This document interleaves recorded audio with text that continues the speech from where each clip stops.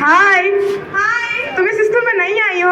हाँ, मैं नई हूँ यहाँ पर। मैं तुम्हें इस स्कूल के बारे में बताऊंगी। वैसे तुम्हारा खबरा देखकर मुझे तुमसे सुनने का तो बिल्कुल ही मन नहीं है, लेकिन फिर भी तुम मुझे सुना सकते हो। तुम हमारी क्लास में न्यू आई हो? हाँ, मैं तुम्हारी क्लास में नहीं। अच्छा, हमारे क्लास में 80 स्टूडेंट्स हैं। हमारे स्कूल में 50 टीचर हैं। उसके हमारे क्लास में 3 टॉपर्स हैं और उनमें से एक है अमीर बाप की बिगड़ी हुई बेटी। अमीर बाप की बिगड़ी हुई बेटी? हाँ। कौन है? बड़ा इंटरेस्टिंग नाम लग रहा है, मुझे जानना है उसके बारे में। वो तो तुम कल क्लास में देख लेना। ठीक है। अगले दिन क्लास में जब गई मैं, तो मैंने देखा कि सारे बच्चे पढ़ाई कर रहे थे, बट वो जो अमीर बाप की बिगड़ी हुई औलाद थी, वो वहाँ पर बैठ के इंस्टाग्राम पे रील्स चला रही। अरे ऐसे बोलोगे? हाय, दिस इज, ये मैं हूँ, ये है, ये वो है, वो पता नहीं कौन है। मेरा फोन गिर गया। अरे कोई बात नहीं, नया ले लूंगी। तो इसी तरह वो अपना सारा क्लास का टाइम बर्बाद करती है, और जब एग्जाम पास आते हैं तो वो अपने साथ रहने वाली चमची से सारी पढ़ाई करवाती है।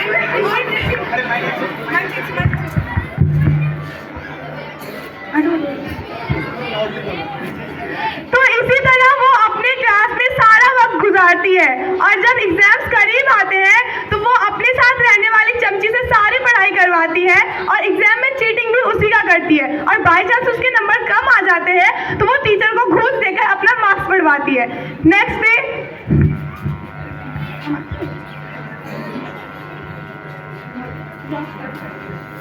हाय, सुनो, मैंने तुम्हें देखा, मुझे तुम्हारी पर्सनालिटी अच्छी लगी, इसलिए मैंने सोचा मैं तुम्हारे साथ फ्रेंडशिप कर लेती हूँ। मुझे तुमसे फ्रेंडशिप करने की कोई शौक नहीं है, क्योंकि तुम मेरे लेवल की लगती नहीं हो। ओह हेलो, मैं तुमसे कुछ कम नहीं हूँ। मेरे पास BMW, मर्सिडीज, फरारी सारे हैं। मेरे पापा ना एक बहुत ही बड़े बिजनेसमैन है, और पता है मेरे इंस्टाग्राम पे कितने फॉलोवर्स हैं? 15,000 फॉलोवर्स। अरे बस रहने दो, तुम्हारे ये इंस्टा का फॉलोअर्स लेके मैं क्या कर सकती। अरे रुको, बना लो इसे फ्रेंड। ऐसे इसका थोबड़ा देख के लगता नहीं है हमारे लेवल की है, लेकिन ये फ्यूचर में जाके हमारा काम जरूर कर देगी। शायद तुम ठीक कह रही हो, क्योंकि तुम अभी कामचोर हो गई हो और अपना होमवर्क खुद करती हो। मेरा तो तुम करती भी नहीं हो। अच्छा कोई बात नहीं, तुम मेरी फ्रेंड बन सकती हो। Thank you. तो इस तरह हम दोनों की फ्रेंडशिप हो जाती है।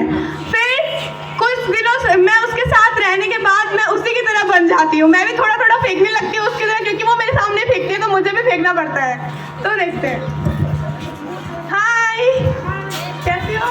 मैं ठीक हूँ, तुम कैसी हो? मैं भी ठीक हूँ। और बताओ। अरे पता है तुम्हें, कल मैं अपने प्राइवेट जेट से गई थी लंदन घूमने के लिए, और मेरे पापा पता है मुझे क्या दिलवाए थे? डायमंड के रिंग दिलवाए थे और डायमंड के नेकलेस दिलवाए थे। बस अब मेरा भी सुन लो। पता है मैं ना घूमने गई थी अपने पड़ोस में अपने प्राइवेट जेट से, तो वहाँ पर बहुत ज्यादा धूप हो रही थी। तो मैंने पापा को बोला, पापा कितनी धूप हो रही, मैं अपने प्राइवेट जेट को कहाँ रखूँ? तो मेरे पापा ने बोला, तुम अपने प्राइवेट जेट से इतना प्यार करती हो तो तुम उसे अपने ड्राइंग रूम में रख दो। अरे बस रहने दो यार। अरे बस तुम लोग रहने दो, मेरी साइकिल धूप में है, मुझे उसे छाया में रखना है। तो इस तरह हमारे फेंकने का कार्यक्रम जारी रहता है। फिर एक दिन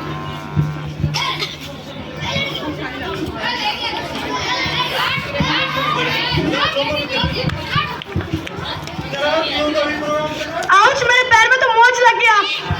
कोई हेल्प करो। अरे यार रहने दे, इन गिरे हुए लोगों को उठा के तुम खुद क्यों गिरे हुए बनने जा रही हो? सही बोल रही हो तुम, चलो यहाँ से चलते हैं। पता नहीं ये लोग कहाँ से आ जाते हैं। अमीर आदमी देखते नहीं और मतलब नाटक करने लगते हैं।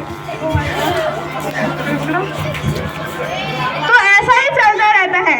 फिर एक दिन हमारे, क्योंकि समाज में तो बेटियों को जल्दी शादी करा दी जाती है, जो कि बहुत गलत है। लेकिन एक दिन जब उसके घर उसके रिश्तेदार देखने आते हैं उसे, तो फिर उसका डायलॉग सुनकर मेरा दिमाग चकरा जाता है। हाय रिमझिम, कैसी हो? मैं ठीक हूँ, तुम बताओ। अरे रिमझिम, पता है मुझे कल लड़के वाले देखने आए थे। अच्छा, तुम्हें और लड़के वाले देखते तो नहीं लगता ऐसा? क्यों, मुझे देख के ऐसा क्यों नहीं लगता? और उसने मुझे बोली कि तुम बहुत अच्छी हो। उसके बाद वो लोग हमसे पूछे कि तुम कहाँ तक पढ़ी लिखी हो, तो मैंने बोली कि MFIS। ये MFIS क्या होता है? Matric fail in all subject. भाई साहब, तुम तो MFIS का फुल फॉर्म बोल के लड़के वालों को चकरा दी होगी।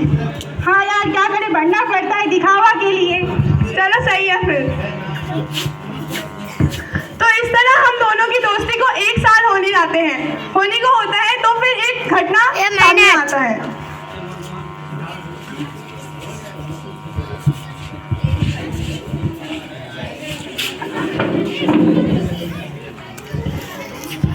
रिंजन तुम्हें क्या हुआ? अरे इसको तो बहुत तेज बुखार है। 1 मिनट, एम्बुलेंस जल्दी। रिंजन उठो,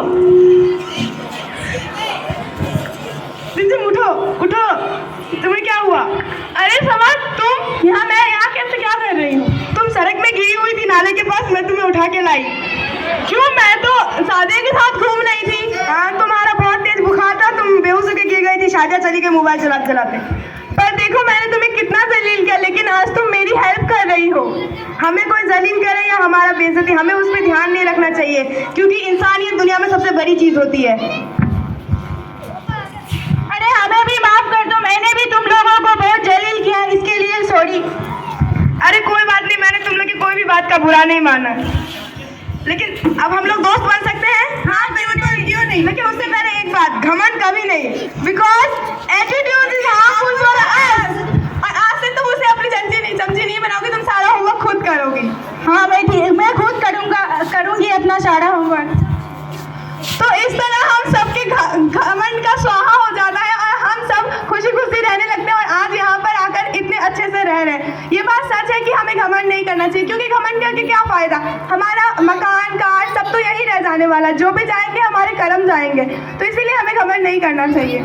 थैंक यू।